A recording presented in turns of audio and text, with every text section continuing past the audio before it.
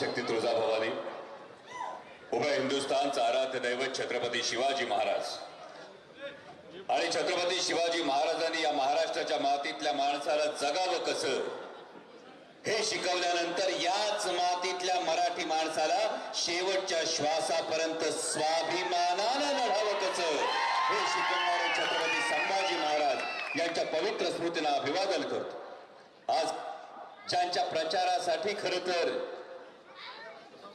आज कागलमध्ये उपस्थित आहे ते महाविकास आघाडीचे इंडिया आघाडीचे अधिकृत उमेदवार छत्रपती शाहू महाराज, माझे मार्गदर्शक म्हणजे महाराष्ट्रातल्या खूप थोड्या नेत्यांना हा कायम अधिकार आहे की हाताला धरून सांगू शकतात डॉक्टर इकडे येऊन मला सभा पाहिजे। ते म्हणजे माननीय बंटी पाटील साहेब, आदरणीय संजय बाबा गाडगे, शिवसेनेचे जिल्हा प्रमुख संजय पवार व उपस्थित सगळेच मंचावर मान्यवर, कारण घड्याळ बघितलं आणि मागे उभी असलेली निष्ठावानांची फौज बघितली, त्यामुळे संपूर्ण व्यासपीठाची माफी मागतो। आपण असणारे सर्व मान्यवर, सगळे पत्रकार बांधव, कारण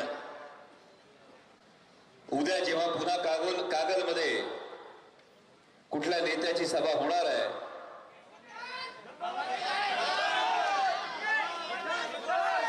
तर त्यांच्यापर्यंत स्वाभिमानी महाराष्ट्राचा आवाज काय असतो ते पोहोचवणारे माझे पत्रकार बांधव आणि आपण सगळेजण, सगळ्यांना जय शिवराय।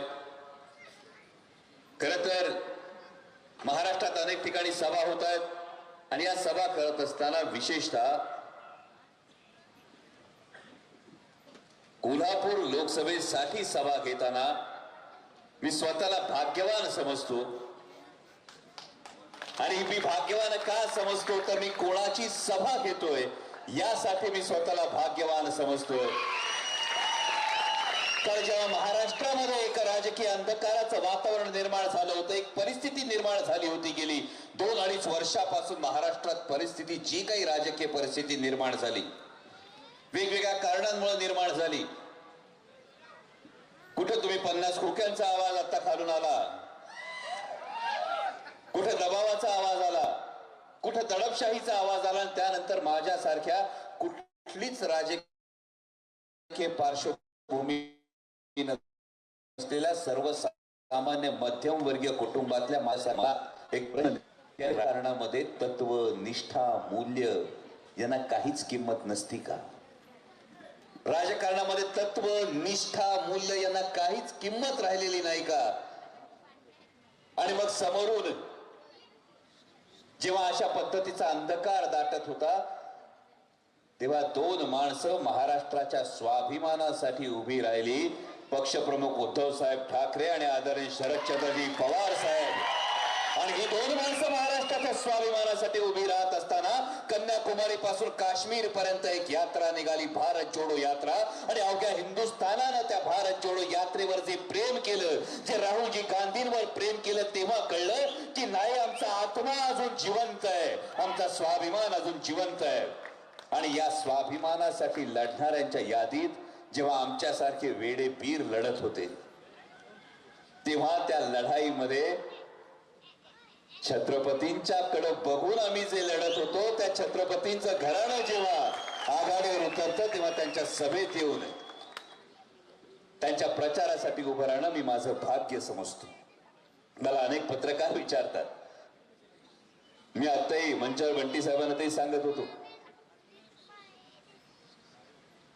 की स्वतःची लोकसभा निवडणूक असताना,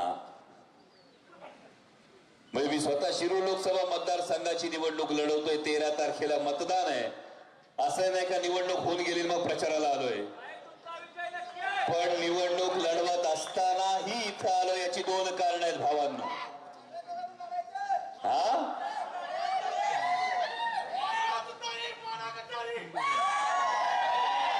म्हणजे शिरूर लोकसभेतली घोषणा इथपर्यंत पोहोचलीये, वाजवा तुतारी गाडा गद्दारी शिरूर लोकसभेने ठरवलंय। आणि हीच गद्दारीची जी कीड आहे, ही गद्दारीची कीड संपूर्ण महाराष्ट्रातून नाहीशी करायची, महाराष्ट्राचा स्वाभिमान, लखलखता स्वाभिमान समोर आणायचा, या विचारानं स्वतःची निवडणूक असताना इथे याची दोन कारणं आहेत भावांनो. आज बघतोय जेव्हा ह्या राजकीय अंधकार होता तेव्हा एक अवघा 84 वर्षांचा तरुण योद्धा पायाला भिंगरी लावल्यासारखा संपूर्ण महाराष्ट्रामध्ये महाराष्ट्राच्या हितासाठी धावतोय आदरणीय शरदचंद्रजी पवार साहेब नावाचा. आणि भावांनो, संस्कृती नाही आपली, नाही कुटुंबाची संस्कृती. घरातलं वडीलधारं माणूस जर काबाड कष्ट करत असेल, उन्हातानाची पर्वा न करता या महाराष्ट्र नावाच्या घरासाठी, इथल्या शेतकऱ्यासाठी, इथल्या युवकासाठी जीवाचं रान करत असेल, तर त्या वडीलधाऱ्या माणसाचे कष्ट बघून आपल्यासारख्या तरुणांनी खारीचा वाटा तरी उचलला पाहिजे ना भावांनो. आणि मग खारीचा वाटा उचलायचा म्हणून स्वतःची निवडणूक असताना सुद्धा महाराष्ट्रावर प्रचाराला फिरतोय.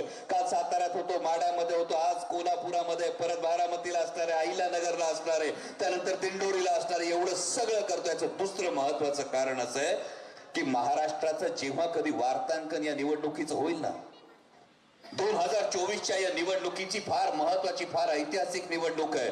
कारण 5, 10, 15 वर्षांनी कधी जेव्हा आमचे पत्रकार बांधव लिहितील, कुठला तरी लेख लिहितील, कुठलं तरी वार्तांकन करतील, तेव्हा या संपूर्ण महाराष्ट्रापुढे आणि या देशापुढे दोन पर्याय शिल्लक होते. 2024 मध्ये असं लिहिलं जाईल. पहिला पर्याय होता कुठल्या तरी दबावापोटी स्वार्थासाठी सरपटणाऱ्यांच्या गर्दीत सामील होणं, आणि दुसरा पर्याय होता ताठ मानेनं या मातीच्या माणसांच्या स्वाभिमानासाठी लढणं. माझ्या भावांनो, या लढाईत आपण उभे आहोत, या समाधानासाठी मी इथं आलो. मी इथं आलोय, हा माझा स्वतःचा स्वार्थ आहे कारण ही माझ्या देशाची निवडणूक आहे. मी इथं आलोय, ही माझा स्वार्थ आहे कारण ही माझ्या महाराष्ट्राच्या स्वाभिमानाची निवडणूक आहे, आणि त्यासाठी इथं आलो. विशेषतः या कागलच्या भूमीत उभं राहून बोलताना जे काही 2-2.5 वर्षांपासून एक दबावाचं राजकारण सुरू आहे, याच एक मूर्तिमंत उदाहरण आम्ही या मातीत बघितलंय. जेव्हा मी टीव्ही बघत होतो, आजही त्या माऊलीचे अश्रू विसरू शकणार नाही. जी माऊली धाय मोकळून सांगत होती, एक वेळ आम्हाला गोळ्या घाला, परंतु हा दबावाचं हे राजकारण बंद करा. हे कागलचा कुठलाही नागरिक विसरलेला नाही, विसरणार नाही. कारण डोळ्यातली आसव वाळून जातात, डोळ्यातली आसव पुसता येतात. काळजावर झालेल्या जखमांचं काय, त्याचा हिशोब हा घ्यावा लागतो. ही गोष्ट प्रत्येकाने लक्षात ठेवा. आणि त्यामुळं काही माणसं मनाने जातात, काही माणसं मजबुरीने जातात.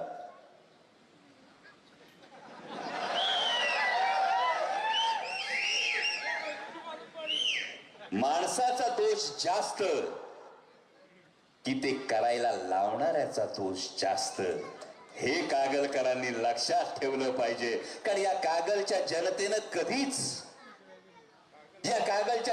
कधीच जाती धर्माच्या राजकारणाला थारा दिला नाही.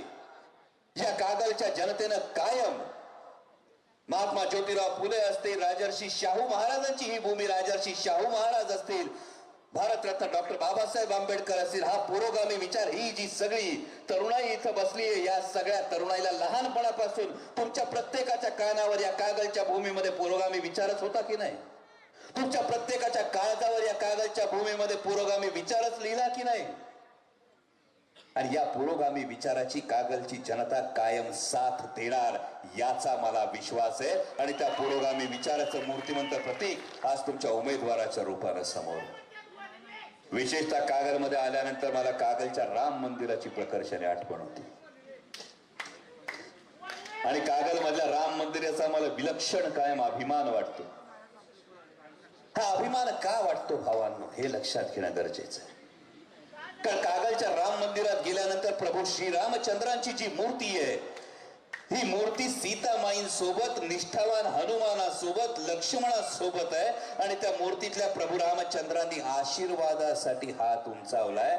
दुसऱ्या एक धार्मिक तेढ वाढवण्यासाठी धनुष्यबाण ताणलेल्या प्रभू श्रीरामांना कागलमध्ये स्थान नाही. ही गोष्ट कागलकरांनी वर्षानुवर्ष पाहिलेली आहे. आणि म्हणून ही निवडणूक जी आहे देशाची निवडणूक आहे. म्हणजे मगाशी खरं तर महाराज साहेब आपण उल्लेख केला काय ते नॉट रिचेबल.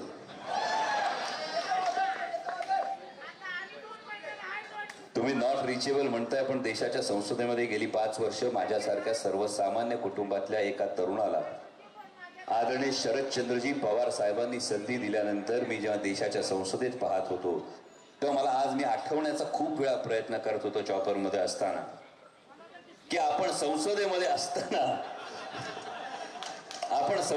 असताना अनेकांची भाषणं ऐकत असतो. ती अनेकांची भाषणं ऐकत असताना त्या मतदारसंघातले काहीतरी मुद्दे आहेत हे त्या भाषणांमधून आपल्याला नक्की कळत असतं. आणि मी एक रिवाइंड करण्याचा प्रयत्न करत होतो. गेल्या 5 वर्षामध्ये देशाच्या संसदेत बसलेला असताना आपण कोल्हापूर लोकसभा मतदारसंघाचे कोणकोणते मुद्दे ऐकले. कॅसेट कोरी होती. हाच तर प्रॉब्लेम आहे. पण मी विरोधी उमेदवारांवर कधीच बोलत नाही, कारण कुणाचाच बांधाला बांध कधी नसतो. केव्हा? कारण त्यातल्या 5 पैकी 4 वर्ष पुरस्कार मिळालाय. नाही, संसद रत्न पुरस्कार हा 4 वेळा होता आणि त्या 4 पैकी 3 वेळा मी त्या पुरस्कारार्थींच्या यादीत होतो. तेव्हा मला शेजारी फोटो दिसल्याचं मला आठवलं नाही. एवढाच माझा एक महत्वाचा प्रश्न आहे. पण ही निवडणूक उमेदवारांची नाही राहिली भा. ही निवडणूक 2 उमेदवारांची किंवा 2 पक्षांची नाही राहिली. हे प्रामाणिकपणे सांगतो. महाराष्ट्रभर फिरतोय, माझ्या मतदारसंघातही सांगतोय. आज ज्या विश्वासानं आणि ज्या हिमतीनं मी आज लोकसभा मतदारसंघ सोडून कोल्हापुरात येऊन प्रचार करू शकतो, याचं कारण हे की शिरूर लोकसभा मतदारसंघाची निवडणूक ही कोल्हापूर लोकसभा मतदारसंघाच्या निवडणुकीप्रमाणेच सर्वसामान्य जनतेने हाती घेतली. आता सर्वसामान्य जनतेचं ठरलंय आणि ही निवडणूक सर्वसामान्य जनतेने हातात घेण्याचं कारण काय? कारण ही देशाची निवडणूक आहे. ही 2 उमेदवारांची 2 पक्षाची निवडणूक नाही. गेली 10 वर्ष सातत्यानं सर्वसामान्य भारतीय जनतेचा अपेक्षा भंग करणारं केंद्रातलं मोदी सरकार विरुद्ध सर्वसामान्य जनता अशी ही निवडणूक सुरू आहे. आणि ही सर्वसामान्य जनतेच्या आवाजाची, सर्वसामान्य जनतेच्या हक्काची, सर्वसामान्य जनतेच्या भवितव्याची निवडणूक आहे. अनेक मीडियामधून अनेक बातम्या येत असतील, अनेक जाहिराती प्रसारित होत असतील. मध्यंतरी काहीतरी घोषणा आली होती, अबकी बार इतने पार. पण वस्तुस्थिती जर बघितली तर अबकी बार हे तुमच्यापर्यंत पोहोचले. आणि हे तुम्ही कागलच्या राजघराण्याचे जे आपले वंश श्रीमंत प्रवीण सिंहजी घाटगे यांच्या उपस्थितीत सांगताय. ही गोष्ट फार महत्वाची आहे. कारण जर अबकी बार ते जे दावा करतात तशा पद्धतीचा दावा असता तर कशाला पक्ष फोडायची गरज लागली असती, कशाला नेते पळवायची गरज लागली असती, कशाला चिन्ह पळवायची गरज लागली असती आणि कशाला माननीय पंतप्रधान म्हणजे चिन्ह पळवली, पक्ष पळवला, नेते फोडले, पक्ष फोडले, एवढं सगळं करून एक मुख्यमंत्री, 2 उपमुख्यमंत्री, 200 आमदार, राज्यातली सत्ता, केंद्रातली सत्ता आणि तरी सुद्धा देशाच्या पंतप्रधानांना 50 सभा घ्यायला लागतात. हे महाराष्ट्राच्या स्वाभिमानी जनतेची चूक. आणि मी आभार मानू इच्छितो महाराष्ट्रातल्या या स्वाभिमानी जनतेचे.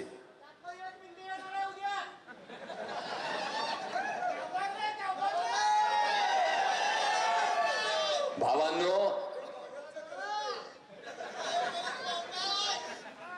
कागलच्या करणमध्ये 440चा झटका आहे. त्यामुळं खटक्यावर बोट जागेवर पलटी होणार आहे एवढं नक्की. पण तुमचं विशेष अभिनंदन आणि आभार यासाठी महाराष्ट्रातल्या तमाम जनतेचं मानतो. कारण 10 वर्षापूर्वी 2014 साली जे सरकार सत्तेवर आलं होतं, जे माननीय पंतप्रधान पदाच्या खुर्चीवर बसले होते, 10 वर्षात माननीय पंतप्रधानांनी एकही पत्रकार परिषद घेतली नव्हती. इतिहासाची कशी पुनरावृत्ती होते ते बघा. योगायोग असतो हा.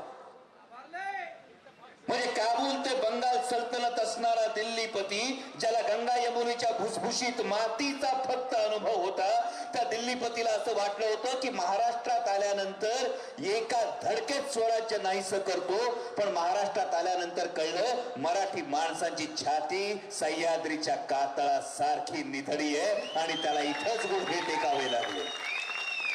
तसं 10 वर्ष माननीय पंतप्रधानांनी एकही पत्रकार परिषद घेतली नव्हती. पहिली फेज झाली, दुसरी फेज झाली आणि नंतर कळून चुकलं अबकी बारला सगळ्यात मोठा अडथळा महाराष्ट्रातल्या 48 जागांचा आहे. आणि महाराष्ट्रातला मराठी माणूस असा आहे का तो सहसा पेटत नाही आणि एकदा का पेटला तर कुणाच्या बापाच्याने तो विजत नाही. आणि असा पेटलेला स्वाभिमानी मराठी माणूस बघितला. आणि 10 वर्ष पत्रकार परिषद न घेणाऱ्या काल बंटी साहेब मी मान्य पंतप्रधानांना 5-5 संपादकांना राऊंड टेबलवर बसून त्यांच्या समोर मुलाखत देताना बघितलं. ही ताकद आहे महाराष्ट्राच्या स्वाभिमानाची. ही ताकद आहे महाराष्ट्राची दिल्लीला गुडघ्यावर आणण्याची. आणि त्यामुळे महाराष्ट्र कधी दिल्ली समोर गुडघे टेकत नाही. महाराष्ट्रातला मराठी माणूस दिल्लीलाही गुडघ्यावर आणण्याची ताकद ठेवतो. एवढी गोष्ट विसरू नका.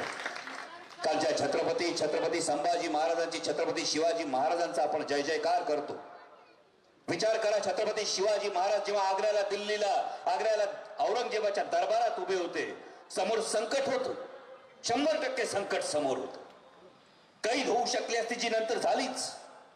कैद होऊ शकली असती, कारवाई होऊ शकली असती. स्वतःच्या मुलकापासून 1100 किलोमीटर दूर छत्रपती शिवाजी महाराज औरंगजेबाच्या दरबारात उभे होते. पण छत्रपती शिवाजी महाराजांनी औरंग्यासमोर गुडघे टेकले नाहीत, तर स्वाभिमानाचं स्फुल्लिंग आग्र्याच्या दरबारात चेतवलं. दुसरा प्रसंग, छत्रपती संभाजी महाराजांचा समोर साक्षात मृत्यू दिसत होता. समोर साक्षात औरंगजेबाच्या छावणीत मृत्यू दिसत होता. छत्रपती संभाजी महाराजांनी स्वाभिमानानं बलिदान देणं पत्करलं, पण दिल्लीपती समोर गुडघे टेकले नाहीत. आणि त्यामुळे हा महाराष्ट्र दिल्ली समोर गुडघे टेकत नाही. ही गोष्ट कायम लक्षात ठेवा. कारण ही निवडणूक आता देशाची झाली आणि ही देशाची निवडणूक होत असताना सर्वसामान्य शेतकऱ्याची, सर्वसामान्य तरुणाची, माझ्या माता भगिनींची ही निवडणूक आहे. आपल्या देशात नारा दिला जात होता जय जवान जय किसान. आज काय परिस्थिती खरी तर गेल्या 2.5 वर्षांपासून ज्या काही राजकीय उलथापालथी होतात तेव्हा प्रत्येक वेळी ऐकायला मिळतं विकासासाठी ही भूमिका घेतली गेली. जर विकासासाठी ही भूमिका घेतली गेली असेल तर 2800 शेतकऱ्यांनी आत्महत्या केली भारतात. त्यातही महाराष्ट्रातल्या आत्महत्या केलेल्या शेतकऱ्यांचा गेल्या 1 वर्षात आत्महत्या केलेल्यांचा आकडा हा 2841 आहे. कुठला विकास? 10 वेळा दिल्लीला जाता येतं तिकीट वाटपासाठी, पालकमंत्री पदाच्या वाटपासाठी. पण त्या 10 वेळा एकदा सुद्धा तोंड जर उघडता येत नसेल की माझ्या कांद्याची निर्यात बंदी उठवा, त्यामध्ये एकदा सुद्धा आवाज उठवता येत नसेल, शेतकऱ्यांच्या पीक विम्याचं काय झालं त्यामध्ये एकदा सुद्धा आवाज उठवता येत नसेल, माझा सोयाबीन उत्पादक शेतकरी, माझा ऊस उत्पादक शेतकरी, माझा कापूस उत्पादक शेतकरी, माझा दूध उत्पादक शेतकरी याच्या दुधाच्या हमी भावाचं काय झालं, तर कुठला विकास आणि कुठलं जय किसान? जर शेतकऱ्याची लेकरं असो तर मतदानाला जाताना आठवा दिल्लीच्या सीमांवर झालेलं आंदोलन. जशी इथं सकाळी पहाटे उठून पोरं धावायला सुरुवात करतात ना, का तर सैन्यात जायचं असतंय, पोलिसात भरती व्हायचं असतंय. दिल्लीला सुद्धा शेतकरी पोराला भल्या पहाटे उठवतो, त्याला सांगतो उठ, तुझे दौड लगानी है, तुझे बँड की नोकरी करनी है. हे जेव्हा तो बाप सांगत होता, पोरग जाऊन सैन्यात भरती झालं. पोरग -डिग्री मध्ये सियाचीन मध्ये देशाच्या सीमांचं रक्षण करत होतं. आणि त्याच वेळी देशाच्या सीमांचं रक्षण करणाऱ्या पोराचा 70 वर्षाचा म्हातारा शेतकरी बाप दिल्लीच्या सीमांवर त्याच्या हक्कासाठी आंदोलन करत होता. कडाक्याच्या थंडीची, पावसाची, उन्हाची पर्वा न करता करत होता. काय आलं त्या बापाच्या नशिबात? ज्यानं आपल्या काळजाचा तुकडा देशाच्या सीमेवर पाठवला होता, देशाच्या सीमांच्या रक्षणासाठी, आज देशप्रेमाची जी भाषा करतात, त्या भारतीय जनता पक्षाच्या सरकारनं त्या शेतकरी बापाच्या नशिबात काय दिलं? त्याने दिलं अश्रुधुराचा मारा, त्याने दिले पाण्याचे फवारे आणि दिल्लीच्या सीमांमधून येऊ नये म्हणून टाकलं काटेरी कुंपण. कुठल्या तोंडाने म्हणणार भारतीय जनता पक्ष जय जवान जय किसान? मतदानाला जाताना हे विसरू नका भावांनो. मतदानाला जाताना हेही विसरू नका की शेतकरी सीमांवर आंदोलन करत होता. आंदोलन करून जाणाऱ्या शेतकऱ्यांना भारतीय जनता पक्षाच्या एका मंत्र्याच्या पोरानं गाडी खाली चिरडलं. त्या गाडी खाली चिरडलेल्या शेतकऱ्यांचं जे सांडलेलं रक्त आहे ते रक्त विसरू नका भावांनो. मतदानाला जाताना ते रक्त इतक्या लवकर सुकून जाऊ देऊ नका की या चकाचौंध जाहिरातींनी, पेपरची पानाच्या पानं भरणाऱ्या जाहिरातांनी आणि मीडियावर येणाऱ्या मोठमोठ्या आश्वासनांनी या गोष्टी भूलू नका. कारण तो शेतकरी आज जात्यात असेल तर आपण सुपात असू याचा विचार करा. इथं मगापासून फिरतात अग्निवीर योजना. या अग्निवीर योजनेचं वास्तव काय, वास्तविकता काय? आधी short service commission 10+4 short service commission होती 14 वर्षाची. त्याऐवजी तुमच्या माझ्या लेकरांना अवघ्या 6 महिन्याचं ट्रेनिंग देणार. 6 महिन्याचं ट्रेनिंग दिल्यानंतर त्यांना 4 वर्षाची अग्निवीर योजना. सांगितलं असं गेलं की अग्निवीर योजनेनंतर 25% जवानांना सैन्यात भरती करणार. त्याचा कुठलाही निकष अजून समोर आला नाही. पण 75% युवकांना शिपिंग कॉर्पोरेशन, रेल्वे, विमानतळ अशा ठिकाणी नोकरी मिळणार. हे जेव्हा आश्वासन समोर येतं तेव्हा दुसरा प्रश्न समोर येतो. पण शिपिंग कॉर्पोरेशन, विमानतळ, रेल्वे जर सगळंच मोजक्या उद्योगपतींच्या घशात जाणार असेल तर माझ्या अग्निवीरांना नक्की नोकरी कुठं मिळणार? हे भवितव्याचे प्रश्न आहेत आणि म्हणून ही भवितव्याची निवडणूक आहे भावांनो. आज तुम्हाला सांगितलं जातं किसान सन्मान, बरोबर? वर्षाचे 6,000 रुपये, दिवसाचे 17 रुपये तुमच्या तोंडावर फेकले जातात. पण जेव्हा किसान सन्मानची जाहिरात येईल तेव्हा सांगा की आम्ही 1,00,000-2 लाखाची जी खतं वावरात घालतो त्याच्यावर 5% जीएसटी भरतो. आम्ही जी शेतीची अवजारं घेतो त्याच्यावर 12% जीएसटी भरतो. आम्ही जेव्हा पोराला 10 रुपयाचा बिस्किटचा पुडा घेतो ना त्याच्यावर बी जीएसटी भरतो. आणि आमच्या खिशातून 20-25 हजार रुपये काढून आमच्या तोंडावर 6,000 रुपये फेकता. हा कुठला आलाय किसान सन्मान? आणि म्हणून सांगतो भावांनो, त्या प्रयोगशाळेतल्या बेडकासारखी अवस्था होऊ देऊ नका. घरी गेल्यानंतर वहिनींना आवर्जून सांगा आपली अवस्था कशी झाली माहिती का? बेडकासारखी. बेडूक असतो, त्या बेडकाला जर उकळत्या पाण्यात टाकलं तर बेडूक टुनकन उडी मारून बाहेर जातो, बरोबर? पण त्याच बेडकाला जर थंड पाण्यात टाकलं आणि हळूहळू पाणी तापवायला सुरुवात केली, हळूहळू पाणी तापवायला सुरुवात केली, पाणी उकळतं, बेडूक मरतो, त्याला कळतच नाही पाणी उकळलं कधी. तुमच्यापैकी अनेक जण असाल इथं, तुम्हाला आठवत असेल 2014 मध्ये 450 रुपये गॅसचा सिलेंडर झाला तेव्हा. आता गेली 10 वर्ष केंद्रात मंत्री असणाऱ्या एक महोदया या दिल्लीला सिलेंडर घेऊन आंदोलनाला बसत होत्या. आठवतंय 450 रुपयावर? आता सांगा 700 रुपये कवा झाला होता? आता सांगा 900 रुपये कवा झाला होता? आम्हाला माहितीच नाही झाला कवा होता, कारण आम्ही पेट्रोल पंपावर फक्त हसणारा चेहरा बघत होतो. इकडे सिलेंडरच्या किमती वाढत होत्या, आम्ही हसणारा चेहरा बघत होतो. सिलेंडरच्या किमती वाढत होत्या, पाणी उकळत होतं. जेव्हा 1150 रुपये झाला तेव्हा कळलं अरे बेडूक मेला. पण माननीय पंतप्रधान महोदयांचा सल्ला मात्र जरूर ऐका. काय ऐकायचंय? माननीय पंतप्रधानांनी आपल्याला काय सांगितलं होतं 2014ला सांगितलं होतं, मतदानाला जाताना घरातल्या गॅस सिलेंडरला नमस्कार करून जा. नाही भावा, आता एकदा नमस्कार करून कसं चालेल? आता त्रिवार नमस्कार करावा लागल, कारण 400 रुपयाचा सिलेंडर 1200 रुपये झालाय. त्यामुळे 3 वेळा नमस्कार करा आणि गेल्यानंतर पंजाचं बटन दाबायला विसरू नका. फक्त 7 मिनिटं लागतील 7 तारखेला. 7 मिनिटं लागतील फक्त 7 तारखेला मतदान केंद्रात जाऊन मतदान करून यायला. पण या 7 मिनिटात माझ्या भावांनो चूक कराल तर देशाची पुढची पिढी तुम्हाला कधीच माफ करणार नाही, ही गोष्ट लक्षात ठेवा. या 7 मिनिटात जर पुन्हा चूक कराल तर देशातला शेतकरी माफ करणार नाही, देशातला युवक माफ करणार नाही. और त्या युवकाला 2 कोटी रोजगार पाहिजे होते, त्या युवकाला काय सांगितलं गेलं? खेळ जंगली रमी. नाही सांगितलं? ज्या 2 कोटी रोजगार स्वतःच्या कर्तृत्वाच्या जोरावर त्या युवकाला पाहिजे होते, त्या युवकाला सारख्या जाहिराती दिसायला लागला. पेव फुटलं, बनवा ड्रीम 11ची टीम, खेळ ऑनलाईन रमी, खेळ जंगली रमी. आणि मग प्रश्न पडतो येतं कुठून? तर 2014ला ना खाऊंगा ना खाने दूंगा म्हणत येणारं सरकार इलेक्टोरल बॉन्ड्सच्या माध्यमातून काही 1000 कोटी ऑनलाईन लॉटरी वाल्यांकडून घेतं आणि मग युवकांच्या माथी हे सगळं खेळणं येतं. आणि म्हणून भावांनो 7 तारखेला विचार करून जा.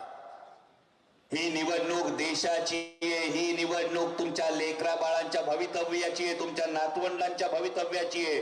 गेल्यानंतर अनुक्रमांक 1च बटन आपल्याला दाबायचंय. दाबल्यानंतर व्हीव्हीपॅट वर पंजालाच मत गेलंय हे बघायचंय. आणि आल्यानंतर सगळ्यांना सांगायचंय, जिथं पावणे रावळे असेल, जिथं तुतारी असेल, जिथं मशाल असेल, तिथं सांगायचंय आता पूर्ण देशाचं ठरलंय. काँग्रेसच्या मजबूत पंजात स्वाभिमानाची शिवसेनेची मशाल पेटवून राष्ट्रवादीची विजयी तुतारी फुंकायची आहे. एवढी फक्त आपण सगळ्यांनी काळजी घ्या. आणि छत्रपती शाहू महाराजांना प्रचंड बहुमतानं विजयी करा एवढी विनंती करतो. आणि हा शाहू महाराजांना प्रतिसाद देण्यासाठी आपल्या मोबाईलचे टॉर्च सगळ्यांनी एकदा ऑन करून हा प्रतिसाद महाराज साहेबांना आपण दाखवा एवढी विनंती करतो आणि थांबतो. धन्यवाद. जय शिवराय.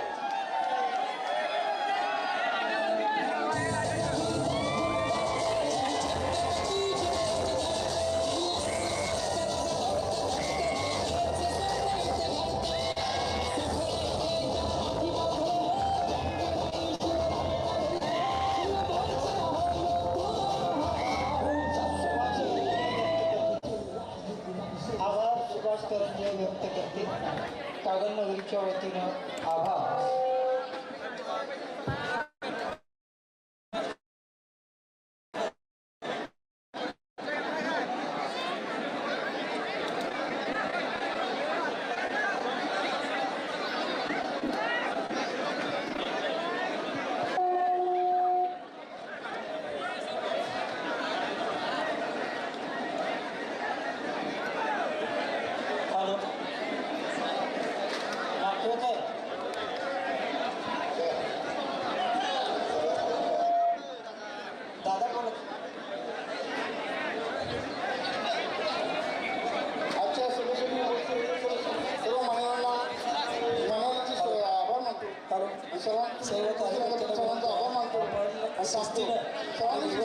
सुखरूप घरी पोचा.